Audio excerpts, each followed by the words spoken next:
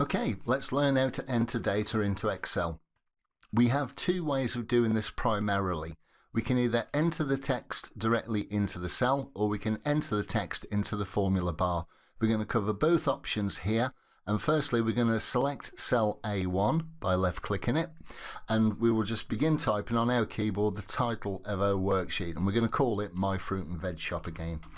So My Fruit and Veg Shop. There you go. Now you may have noticed that the same text is also appearing in the formula bar as we're typing it. So if I just show you there and just randomly start typing some more text, you can see that it's also appearing in the formula bar at the same time. When we're happy with what we've typed, just hit enter on your keyboard and there you go, the data's in there. Okay, so that's how you enter data into a cell. Let's delete that and redo the same thing again, but using the formula bar. We're going to have cell A1 selected by left clicking on it, but this time we're going to come up to the formula bar. You can see the tooltip there has told us that we're in the formula bar. Left click till we get the flashing cursor and type again.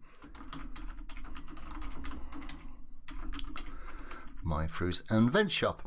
And you can see that it also started filling in cell A1 as we were typing in the formula bar highlighted just there.